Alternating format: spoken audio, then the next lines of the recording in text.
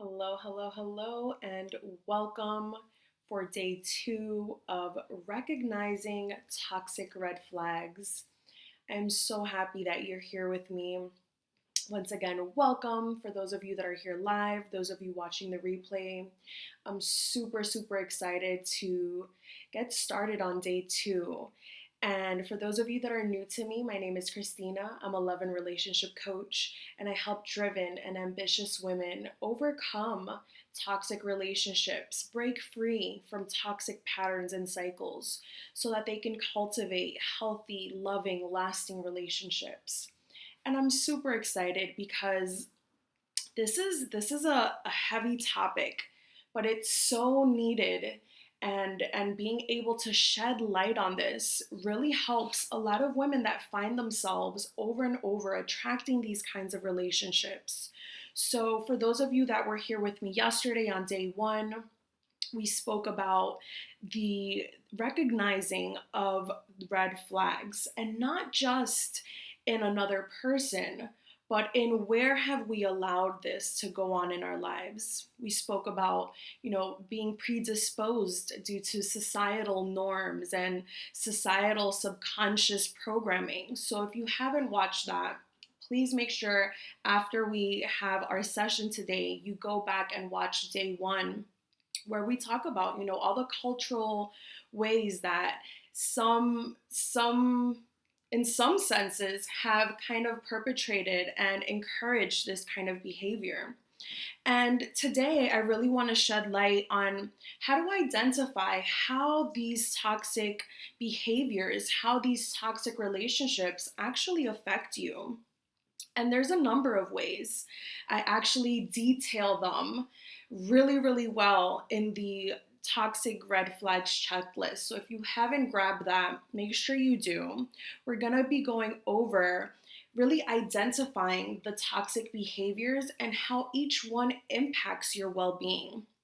So for starters, as we know, going through a toxic relationship, finding yourself in that kind of dynamic does take a toll mentally, physically, right? Depending on the severity of the situation, physically can be a big one, right? So let's get started in really being able to identify, right, the warning signs that something isn't right here. This is potentially a toxic relationship and not the kind of relationship I want to be involved in. So for starters, we all know and we've heard, right? Communication is key. So when there is a miscommunication, right, it can happen to any of us. But when there's a lack of communication, a complete breakdown where your partner's acting secretive, they, avoid talking about their feelings or talking about their issues and emotions, this is a sign, right? This is a sign that they might not be emotionally available and they might be hiding something. So this is something that you want to be aware of when you're starting to establish a relationship. Is this someone that communicates openly, or are they secretive? Are they, unable to actually word their feelings and their emotions and be able to open up, right? Because let's be honest, being able to share how you feel and what you're thinking can put you in a vulnerable situation. But that's what, right, being in a relationship is all about. If you can't be open and vulnerable with your significant other, then who can you be that with, right? So when there's that lack of openness, there's a sign that they might not be emotionally available. And while this might not completely be a toxic situation, it does raise a red flag of whether they're ready to actually have a healthy relationship. Now, if you find yourself in a relationship where there's constant criticism, where you can do nothing right, right? There, you frequently find yourself either being ridiculed or being judged by your partner, then you want to make sure that, this is a sign, this is a clear sign that they're verbally, right? If they're verbally accosting you or even, you know, being disrespectful verbally, then that's a big sign that there's a disconnect there with what they're saying and what they're doing. So if you find yourself in a relationship where there's constant criticism, there's judgment, there's, verbal attacks or ridicule from your partner, this is a huge red flag, and it's toxic to your well-being, in the sense that no one wants to be judged, right, less by their significant other, or having someone that they care for deeply, that they do open up to and be vulnerable with, now throws that in their face, right? This creates a sense in you where you want to shut down, where you don't want to share, where you don't want to allow this person to treat you in this way and disrespect you and put you down verbally. Now, if your partner completely stonewalls you, and it's like they do the silent treatment, right? That's also a toxic trait, because once again, when you're in a relationship, you're there to build together. You're there to have these conversations, to be able to communicate. And someone that will just completely ignore you, knowing that that's going to hurt the relationship, that that's going to hurt you, possibly put you in a state of feeling anxious or upset, and ignores and doesn't even try to communicate to fix the situation or to resolve the issue, then this is potentially toxic, right? Because you're not having any communication. Now, being able to identify these mismatches, these signs in communication are key, because once again, you will start to break down and feel like you'll shut down. I can't talk to this person. This isn't someone that wants to hear what I have to say. And then you turn inwards. You start blaming yourself, right? Maybe it was something I did. Maybe it was something I said. So, like they say, communication is key. And when there's a breakdown in communication, it kind of all goes downhill from there. Now, some other aspects of toxicity in a relationship are their behaviors, right? You want to be mindful of behaviors that are red flags. For example, if they are controlling, if they're possessive, and they want to know who you are and where you're with and who you're with and where you are at all times, you might want to be mindful that, is this coming from a place of where they actually want to know where you're at because, they care about you and your well-being? Or is this more in a controlling sense? Because many times when you do go into these relationships where they want to know where you're at, they want to control who you're around, many times you become isolated. You no longer, do the things you used to do. You no longer see the people or see the friends that you used to, even retreating from family members to avoid, right? To avoid any conflict, because now, depending who you're with or where you're at, it could become an issue. It could become a conflict. So that's another red flag that you want to be mindful of. And it affects you in the way where now you're on guard, right? Now you have your guard up. Now you're nervous, you're scared, you feel like you've done something wrong. And that's a clear-cut sign that there's some kind of toxicity in this dynamic. There's emotional manipulation. If you feel like your partner is guilt tripping you, or trying to manipulate you emotionally, make you feel shame or make you feel any kind of way because you are going out and doing and spending time with your friends and your family, and then they want to guilt trip you and manipulate you in a sense so that you won't do that again, right? Then that's another clear sign that this is toxic behavior. This is someone who is looking to control you, to keep you apart from your friends, your family, the people that care for you, and they're trying to break you away from that support system. Now, obviously, when we talk about behaviors that are red flags, if they're aggressive, aggressive behavior is a severe red flag. Not just whether, they're aggressive towards you physically, but even, punching a wall, right? That shows that they do not have a handle on their emotions, on their anger, And let's be honest, in some cases, in a healthy, self-aware person, them saying, you know what, I have anger issues, I need to seek help, that would be one thing. But when you have someone who has the anger issue and then starts blaming you, oh, well, if you weren't to make me so angry that I would have to, unleash it on the wall, or if it wasn't because of you, I wouldn't feel this way, that's a huge red flag. So, once again, not just physical aggression towards yourself. Obviously, if they put hands on you, that is someone who doesn't respect you and who will most likely do it again. But even in acts of aggression, they throw a chair, they throw items, right? This is someone who has a difficult time controlling their feelings, controlling their emotions, especially if they're going to come and now blame you. Well, it's because of you I act this way. It's because you did this or you said that. It's laying the responsibility on you, which is going to affect you mentally, physically. You're going to be scared. You're going to be anxious. You're going to not know how to react. And this is a toxic situation that you definitely want to not be a part of, right? So those are some of the ways that behaviors that you can identify that can, be like, oh, that's a red flag. That's something that I want to be aware, that I want to be mindful of. Now, in other ways that you can identify if there's something going on, if there's a mismatch, is if you have a difficult time trusting this person.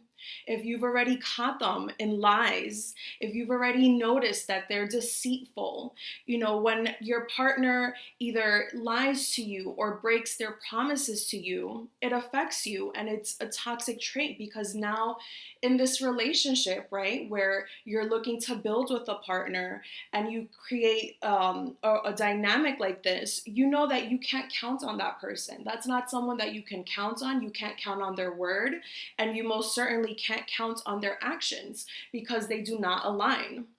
If they're lying, they're being deceitful, that also puts you in a state of possibly being anxious and wondering, like, why are they lying to me? Is it me? Is it them? And many times these situations, and when you're in toxic dynamics, a lot of the blame starts going inward. You start thinking it's you. I must have done something. I must have said something. I must have missed something, right? These are ways that these behaviors affect you. If they're disrespecting you, obviously there's someone there that does not care for you, right? Disrespect at is the basic way that people should treat each other, with respect, even if we have a difference of opinion, even if we have different perspectives, right? When someone goes and disrespects you, whether that's verbally, physically, there's a clear disconnect that they have no regard for your well-being. They're like head on attacking your well-being, and it's not someone that you would want to establish a relationship with, especially early on. If you notice, right, little nitpicking and them throwing little things at you with an air of disrespect, that's something that you want to be mindful of, because if it starts out that way, imagine how much worse it can get when they already feel comfortable around you, when they already feel like, they start testing to see what they can get away with being disrespectful, with saying things that might be hurtful, to see how far they can push the envelope with you. Now, obviously, if your partner betrays you, betrays that trust, and this is when we're talking about, right? This is not about open relationships, right? These are about monogamous relationships. Most open relationships, they have their certain guidelines and certain rules that they establish within themselves when they start to become open relationships. But if you're in a monogamous relationship, and you guys have established that it's you two, right? Then, and you find out that your partner has betrayed you, or they're talking to somebody else, they're they're starting to reach out to other people, even if it is in a sense that emotional betrayal, right? That causes a big sense of insecurity, a big sense of doubt and of security of where this relationship is going. So obviously, if your partner has engaged in, deceptive behavior, betrayals, those are things you want to be mindful of because they escalate. They escalate, and like I said, many times in these situations, it's them trying to see how far they can get. Like, what more can I get away with? When we're talking about toxic relationships and recognizing red flags and toxic behavior, this is the way that it shows up in the relationship and how it affects you on your end. If you are experiencing an emotional toxicity, a mental toxicity, your state of mind takes a toll on how you're feeling. You might be feeling stressed out in this relationship, always trying to please a person, walking on eggshells to not upset the person or disrupt, the peace in the relationship. So being in this constant inner turmoil where you're feeling distressed, you're feeling anxiety, you fall into depression because you don't know what to do about the situation is a clear-cut sign, and it shows how these behaviors are affecting you. So if you have felt that way in your relationship, stressed and not knowing, what's going on and feeling anxious and feeling insecure in your relationship, those are signs that you want to pay attention to. There's something off. There's something that's not right here. And my body is responding. My mental state is responding. Many times in these toxic relationships, you find, if you've heard of gaslighting, right? And a lot of people use this and throw this around like gaslighting. So, what is gaslighting, right?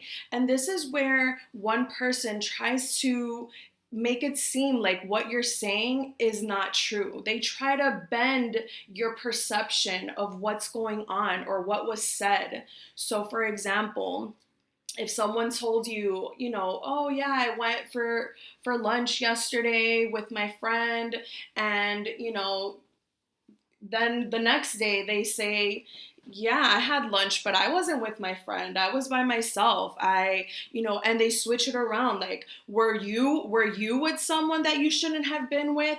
And they try to start manipulating your perception. Like, did I hear this right? Am I the one that's tripping? Am I the one that's bugging? And they try to, psych you out when, like, no, I know you said you were with someone yesterday. And then all of a sudden, there's a change in the story, and they make it seem like you're the one that's not remembering right. You're the one that is off. You're the one that's not hearing right, not seeing right, not thinking right. That's gaslighting. When they want you to doubt yourself, to doubt your perception of the situation. And many times this happens because, right, they're deflecting. They don't want to get caught. They don't want, you to be on to what's going on.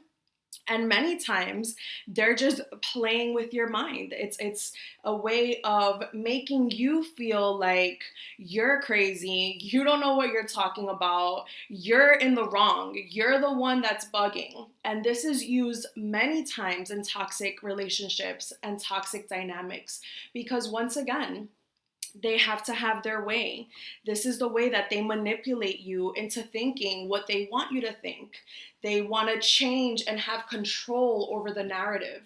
So this is something that you want to be mindful of. If you're feeling like you are going crazy, like you don't know what to believe anymore, because when you believe one thing, they want to tell you something else.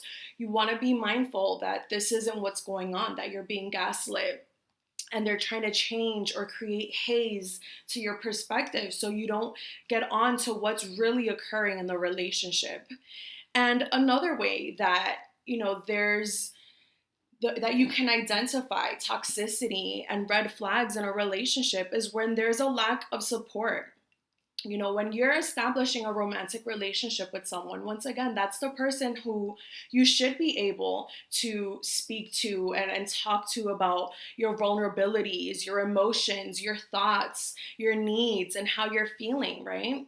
And when there is when there is none of that, there's no support, there's no understanding, there's no one there where you can have that emotional support during challenging times, especially when there's a rift in the relationship, especially when there's issues that come up, like in all relationships. There's always things that come up, disagreements. And when you feel like there's no emotional support there, there's no intent of trying to work things out, trying to understand each other, trying to be there for each other, that's another red flag. Because once again, if not in your romantic relationship, if not in your partnership, then where, right? Where is it that you're supposed to establish that relationship of being able to express your wants, your needs, your desires, your thoughts, your dreams, your feelings? So if you find that lacking in your relationship, then that's a red flag right there. That might not be someone, like I said, who's emotionally available, or who, if they're doing this consciously, right? Because sometimes these behaviors could be subconscious, as we spoke about in our first session, where there's things that are embedded due to past experiences and cultural norms and societal norms. So if you didn't watch day one, make sure you go ahead and you do, because we really explore how that plays a part in a lot of these behaviors going unnoticed, a lot of these behaviors going unchecked, because you start to think, well, this is the norm, this is what it's always like, this is what it's always been like. So once again, being able to identify that is the first step. There's a lot of relationships that become toxic because there's a misalignment in what both of the parties want, right? If you want children, right? You want children in your relationship and your partner does not, yet you're trying to make it work when clearly there's something misaligned there.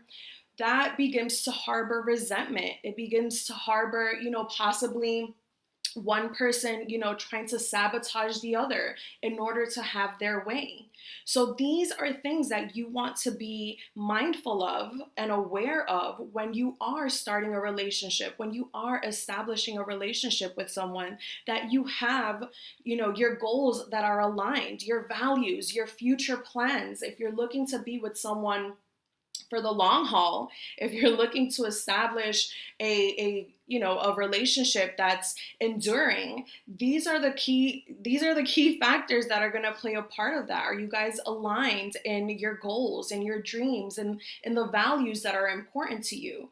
Like I said, if your partner doesn't want children, that's, once again, so you're going to start building resentment. You're going to start feeling like you sacrificed yourself to be in this relationship. So those are things that you want to be very aware of, because those can become toxic. Now, if your partner starts sabotaging you, right? And let's say, they want children and you don't, and they, are trying to like get pregnant by all means necessary, like, we're gonna make this happen, we're gonna trap him. That's toxic, right? That's toxic behavior, because once again, they're trying to impose their will onto the situation. And this is something that you want to be very mindful of. Or like in partnerships, when one partner out earns the other partner, and they might try to sabotage a work project, or they might try to sabotage you getting a raise. And once again, this is toxic behavior, because if you're establishing a relationship with someone, that should be the person that should be your supporter, your cheerleader, the one who's rooting for you to elevate yourself and elevate the relationship, not sabotage you and keep you playing small, or keep you from reaching your goals and your dreams professionally. So these are things that you want to be mindful of and identify these kinds of behaviors when you're establishing a relationship. There's also the financial aspect of it. When your partner wants to control your finances, or wants to put you in a financially compromising situation, you want to be mindful of that as well. You want to be able to identify that so you don't fall into that, so that you are secure in yourself, so that you have some kind of control over your own financial means and not just relying on someone who could, get upset and cut you off. So these are things that you want to be aware of, you want to be mindful of, that can become very toxic dynamics when you're dealing with a toxic relationship. And last but not least, you want to honor your feelings. Your body really does express to you. It lets you know when something's off. So if you're feeling constant fear in your relationship, you feel anxiety, you're scared, you're nervous to even share things with your partner because you don't know how they're going to react, that's a clear-cut sign. That's a red flag. That's your body, your nervous system literally alerting you and letting you know something's off. They don't feel safe. They don't feel like the partner that you want, right? Like the partner that you thought you were getting into, the one that's supportive, that's loving, that's caring and wanting to be there for you. You feel like you start doubting yourself. Is it me? Am I the one that caused this situation? Am I the one that, is not worthy of having a partner that understands me, that gets me, that wants to be there for me, that values me? So these are the things you want to be mindful of, because when you enter these kinds of relationships, many times what's going on can become so overwhelming, or it can be a pattern that you've seen over and over and over again, where you start to think it's you, where you start to doubt yourself and you believe that this is as good as it gets. And as good as it gets is toxic and unsupportive and unreliable. And that's not the truth, right? The truth is that you do get to have a partner that loves you, that cares for you. But first, right, you have to break free from cycles of being with people that do not value you, that do not value themselves, that do not value relationships. They value drama and toxicity and turmoil. And it's unfortunate, but some people thrive on that. They thrive on the drama. They thrive on the toxicity. And once again, a lot of it can be traced back to past experiences. It can be traced back to social upbringing and cultural upbringing. But once again, for more on that, make sure you go and watch Day One, which we really uncovered how, many times these things go unnoticed because it's just always been that way. And instead of feeling that fear or unease in these toxic relationships, you actually begin to feel comfort. Like this is, you were raised in drama, then drama in your relationship is the norm. That's what you would expect. But knowing and being able to identify these toxic behaviors, these red flags, will really allow you to decide what you want for yourself. They're really going to put you in a position to do better, right? So once again, what do you do when you notice these red flags? What do you do when you notice that things are not the way that you want them to be, that the way that they should be in your relationship, right? Because it's your relationship. You get to decide what you want in your relationship. So the first thing you want to do is recognize the significance of these ongoings, whether they're behavioral red flags, whether they're verbal communication red flags. You want to first become aware, right? That's the first step.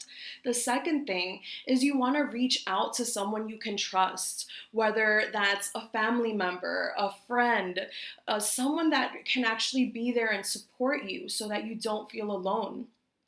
A therapist, a coach, a consultant, a counselor. You want to make sure that you have someone who is going to be able to support you in navigating the situation. And third, you want to set boundaries. You want to communicate those boundaries and communicate your expectations moving forward. Because what that does is it allows you to take a stance for what you want, for what you believe in, and the kind of relationship that you're really looking to cultivate. It allows you to make a stance and letting that person know that something's not right here. And unless things, change and they actually are something that both parties are willing to work on, Just one person willing to work on it is not enough. It's either both parties, right? Or it doesn't get worked on. There's there can't be just one person that's working on it and one that does not. So, once again, if you have found yourself in any of these kinds of situations where you've had any of these red flags come up and you are feeling the effects of having that self doubt, feeling unworthy of a healthy relationship, feeling unworthy of having a partnership that values you, that cares for you, that's actually wanting to build a life with you, then this is something that you want to take into consideration. Once again, if you want this list, it's a checklist that I created for you to really evaluate your relationships, even from new relationships that are just starting, you just started dating, you just starting to get to know them, or a relationship that you've been in for a little bit and you know it's not progressing, it's not really feeling all that great, then make sure you guys go ahead and download the checklist at toxicredflags.com. It's a free checklist for you to evaluate your relationships, for you to become more aware of what these red flags are and how to address them so that they don't affect you in these ways, so that you're not, walking on eggshells in your relationship, so that you're not self-doubting and self-loathing because things aren't working out. Many times these toxic relationships leave you feeling shame, they leave you feeling doubt and unworthy. And I want you to know that that's not the truth, right? Your circumstances, what you've experienced, what you've gone through do not define who you are. You get to decide that. You get to make the next move. You get to make the next change. So, with that said, I want you to remember to choose you, choose love, stay blessed. We'll be back tomorrow with our third session on how to navigate these relationships and how to break free from those toxic cycles if you have been repeating these in your life. So, once again, stay blessed, and I will see you tomorrow. Have an amazing night.